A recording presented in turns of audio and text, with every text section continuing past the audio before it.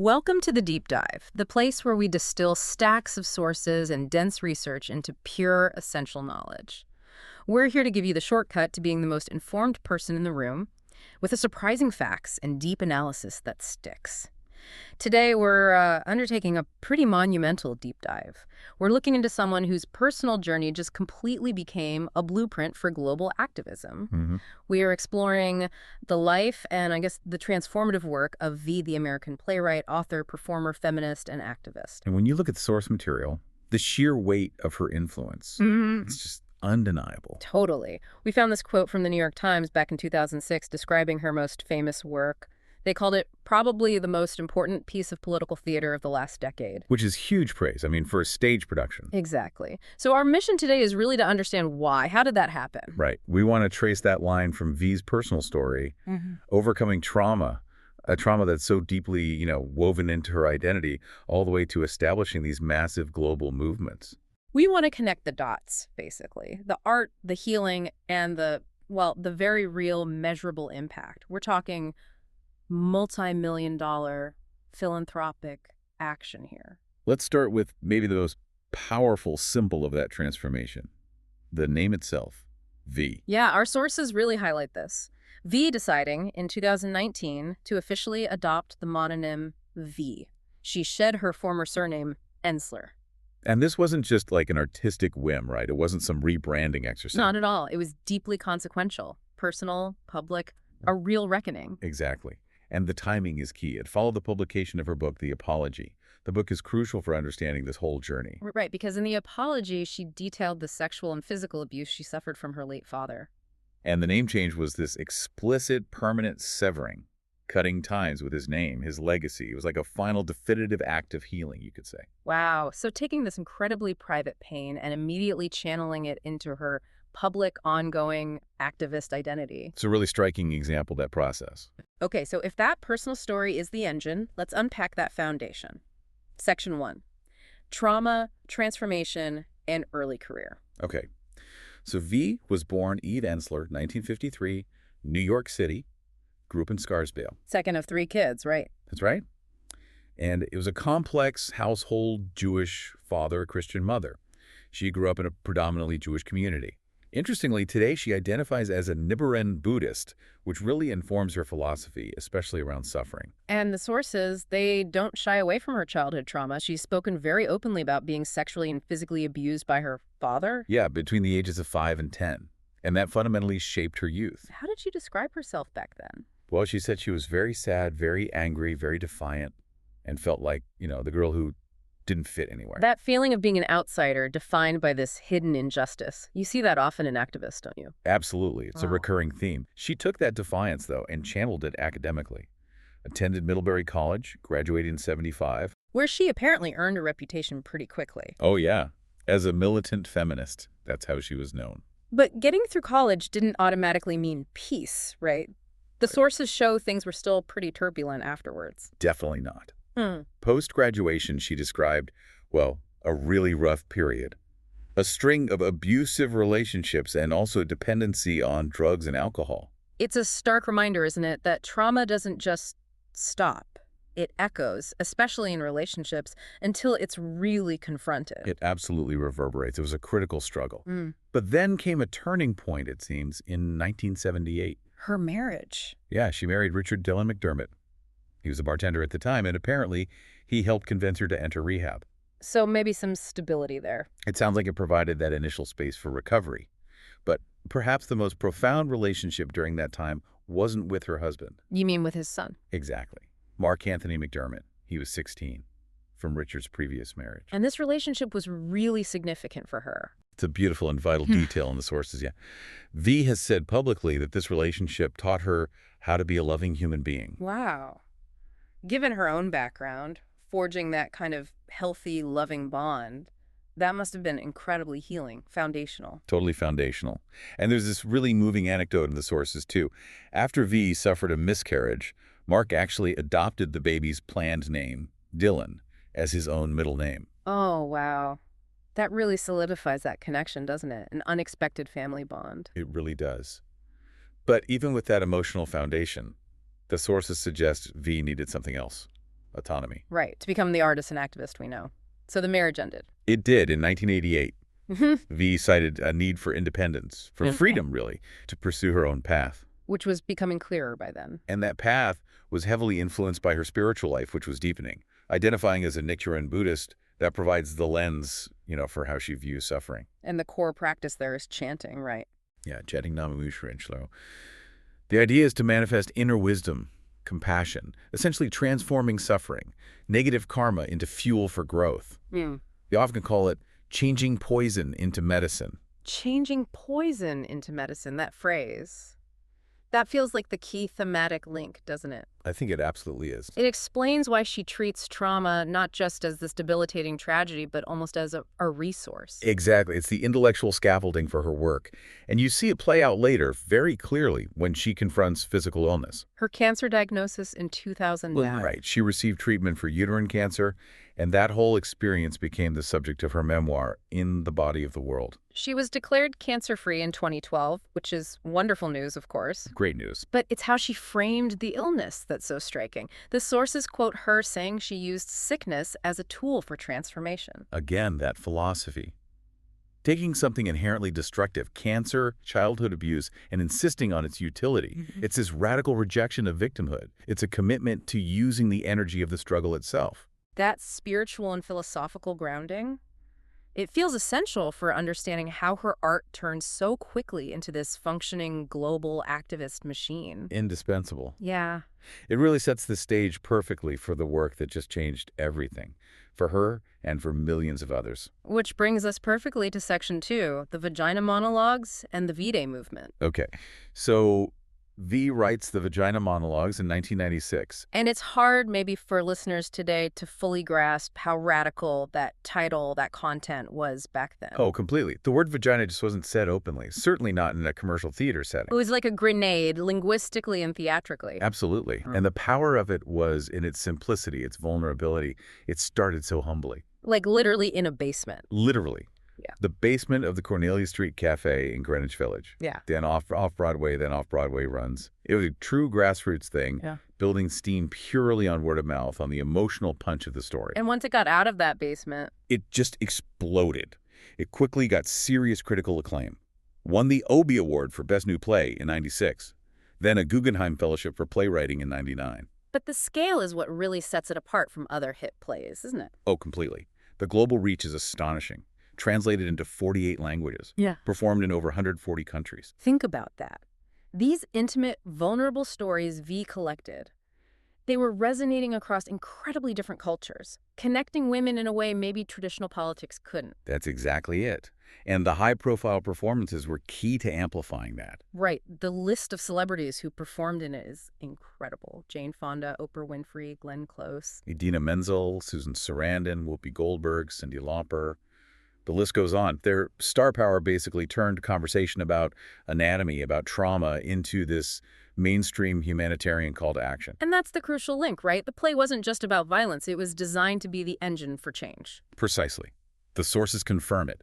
The success of the play directly inspired her to found V-Day in 1998. So it wasn't just an artistic foundation supporting a cause.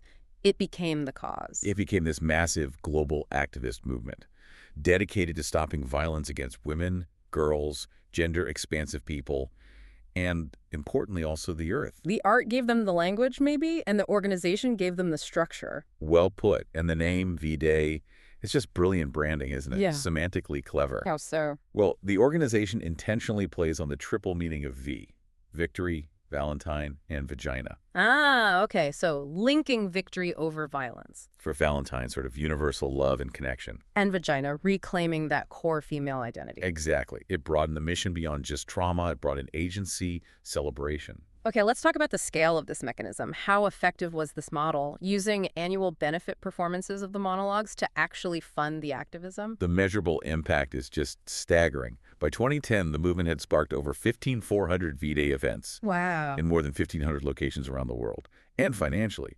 By 2014, the movement had raised over $100 million. $100 million.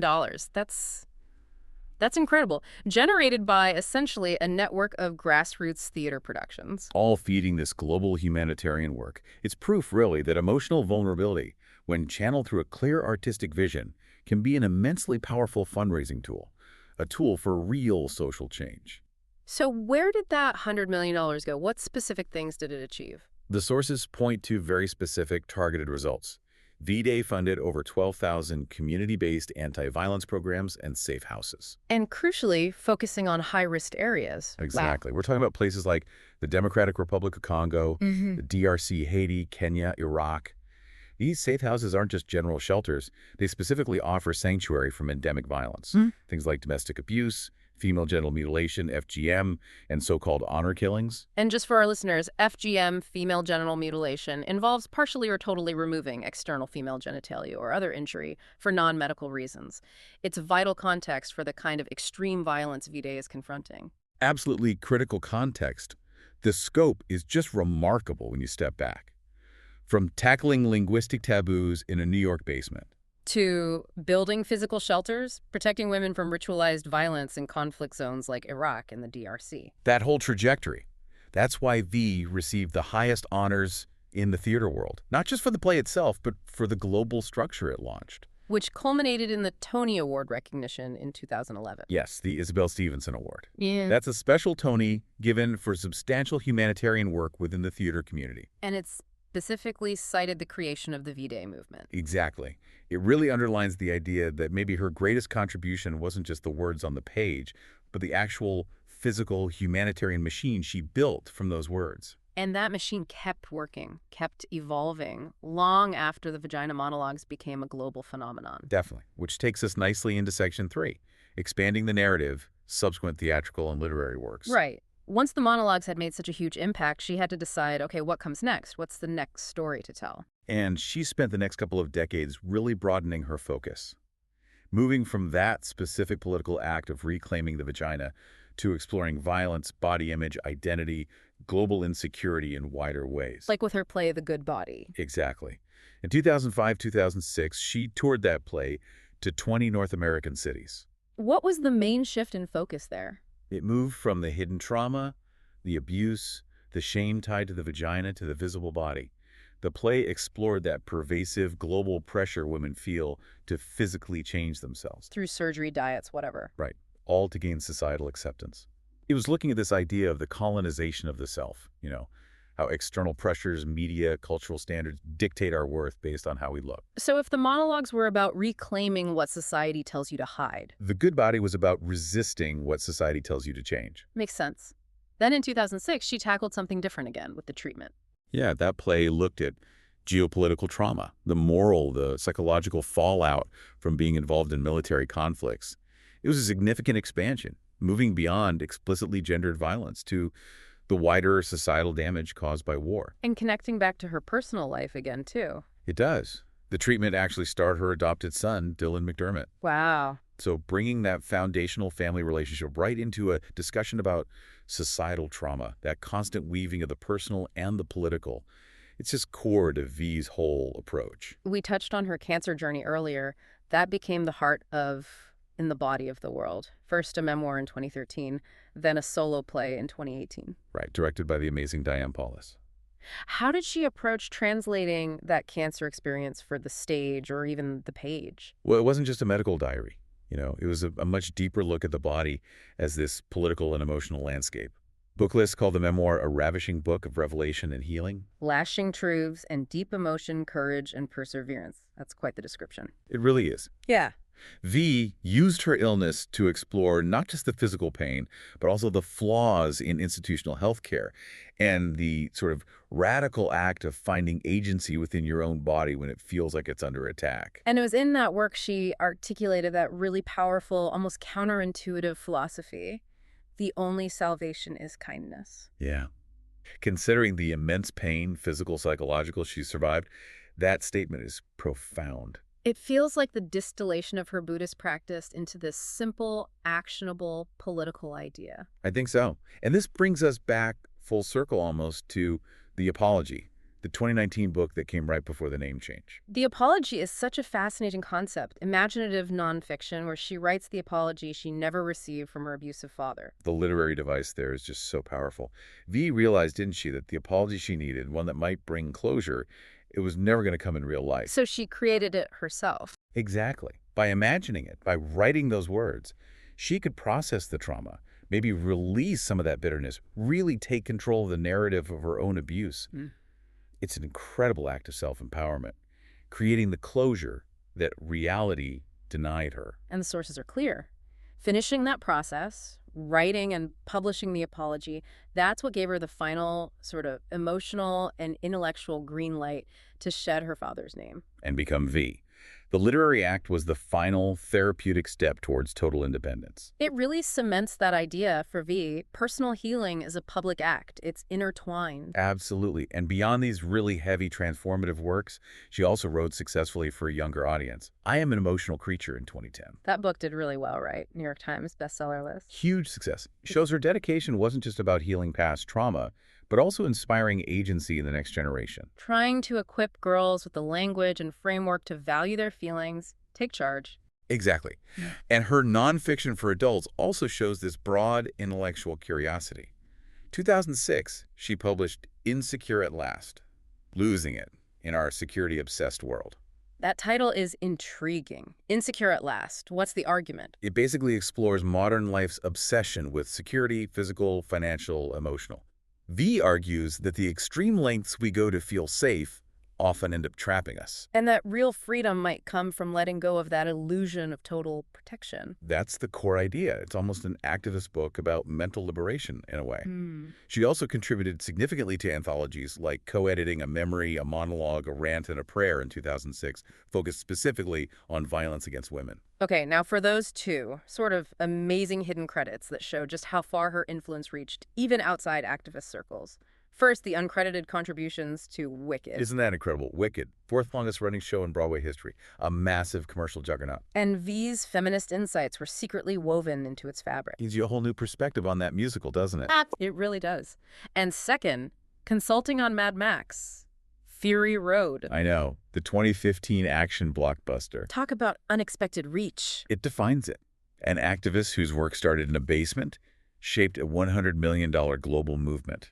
Also helped shape the feminist perspective in one of the most celebrated action films of the century. It really speaks to her ability to inject that perspective anywhere, no matter how commercial the project. Truly remarkable versatility. Okay, let's take that influence and ground it back in concrete action. Section 4. Deep dive into global and local activism initiatives. And we have to start with the biggest physical manifestation of V-Day's work. The City of Joy. Yes, the City of Joy. It's truly this beacon of hope that emerged from, well, the most horrific circumstances imaginable. It opened in 2011 in Bukavu, Democratic Republic of Congo, the DRC. Right, and it's crucial to remember the context. The UN has described the DRC as the rape capital of the world. Systemic gender violence used deliberately as a weapon of war. It's hard to even comprehend the scale. So, given that backdrop of devastation, what exactly is the City of Joy? How does it work? It's a dedicated residential community, specifically for women who have survived gender violence. But it's more than just a shelter. The program provides intensive training and healing for up to 180 Congolese women each year. In a structured program. Yeah, a holistic 6-month curriculum. It's really a transformational school, not just a safe house. What are the key parts of that curriculum? It's really multifaceted. There's trauma-informed group therapy, obviously crucial for dealing with the psychological wounds.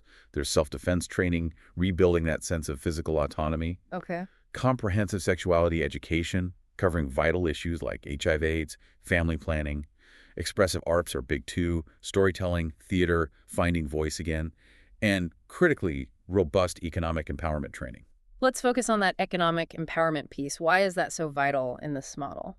Well, in places grappling with endemic conflict and poverty, physical safety alone isn't enough, right? You need economic independence. To break the cycle. Exactly. So the training includes practical skills, managing microfinance, vocational arts.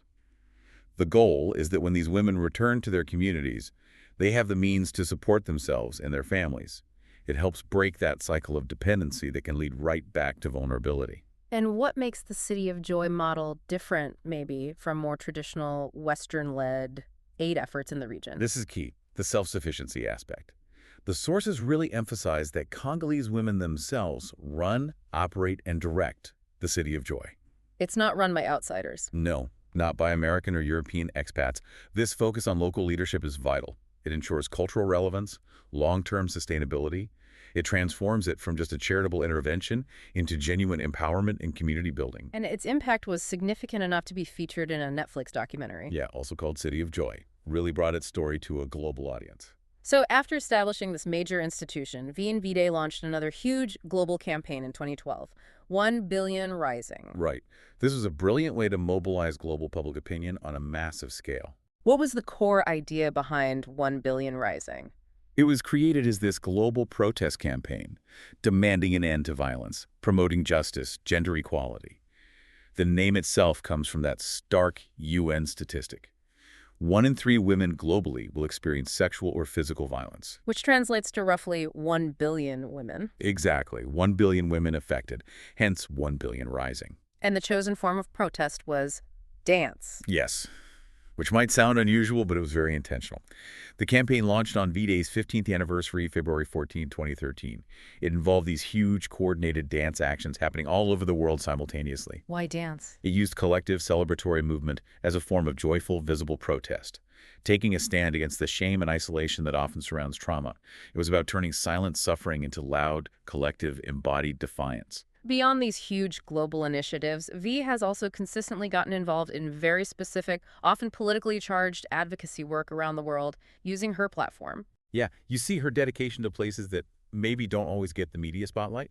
Yeah. She's been a long-time committed supporter of RAWA, the Revolutionary Association of the Women of Afghanistan. And not just from afar, right? No. Incredibly, she actually traveled to Afghanistan while the Taliban were in power, which was a massive personal risk.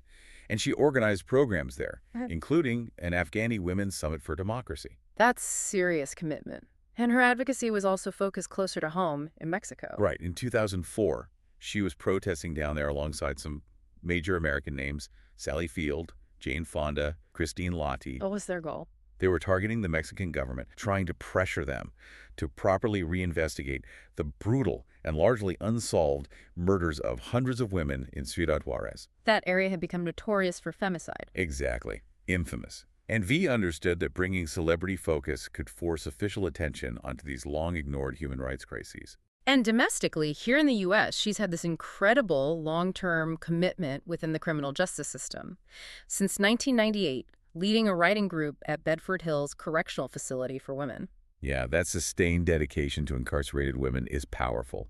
It's using her core skill teaching women how to tell their own stories, which V fundamentally believes is the first step towards reclaiming autonomy. And that group was featured in a documentary. It was What I Want My Words to Do to You.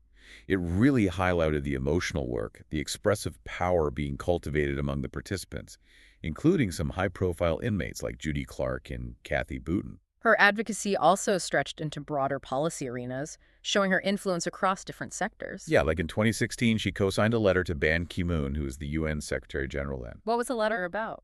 calling for a more humane global drug policy. Interesting. Who else signed on? It shows her ability to collaborate outside typical activist circles. She signed alongside people like Warren Buffett and John Legend, using her influence to push for systemic reform around drug criminalization, recognizing how that fuels violence and mass incarceration globally. And finally, the sources also document her clear stance in U.S. politics, particularly her criticism of Donald Trump in The Guardian in 2017. Oh yeah, she didn't mince words there. Called him a self-confessed sexual assaulter and our predator-in-chief. Directly linking her global work against gender violence to her commentary on American leadership. Absolutely. And she later endorsed Senator Bernie Sanders for president in 2020. It shows this comprehensive view of activism spanning everything from grassroots organizing in prisons to major political endorsements. Okay, wow. This deep dive has really mapped out an incredible journey for V. We've seen her take profound personal trauma, filter it through this rigorous spiritual practice, transform it into a radical, world-changing piece of theater, the Vagina Monologues. And then, almost immediately, that art became the engine financially, spiritually, for V-Day. This global activist powerhouse, raising over $100 million, establishing tangible institutions like the City of Joy in the DRC. The synthesis really seems to be that V's art was never just commentary, right? It was always the blueprint for the action. Exactly. Her most personal literary works, especially The Apology, the one detailing the abuse leading to her name change, They demonstrate how intensely personal stories can directly fuel movements with massive, measurable global impact. She didn't just survive her past, she harnessed its energy, transformed that pain into the actual capability, financial and philosophical, to build better futures for thousands worldwide. It's an incredible testament to transformation to narrative control. It really is. And so, as we wrap up, maybe we should circle back to that core vision V articulated in The Body of the World. That simple phrase, the only salvation is kindness. Right. Think about that again in the context of the actual work V-Day does. They're on the front lines dealing with war zone rape, FGM, deeply entrenched institutional violence. Conflicts fueled by hate, systemic misogyny, complex geopolitics. So the provocative thought for you, the listener, is this. Given the huge, complex structural nature of the violence V and V-Day are fighting, how does a singular belief in kindness, a belief seemingly rooted in personal healing, how does that successfully fuel and sustain such immense structural change? How does it build functioning independent institutions across wildly different cultures? It really makes you contemplate the measurable, almost quantifiable power of individual transformation, that deep personal healing when it's skillfully, strategically, and passionately channeled into collective, structural, global action. That fusion, Yeah. personal healing driving massive logistical achievement. Maybe that's the ultimate lesson from V's remarkable career.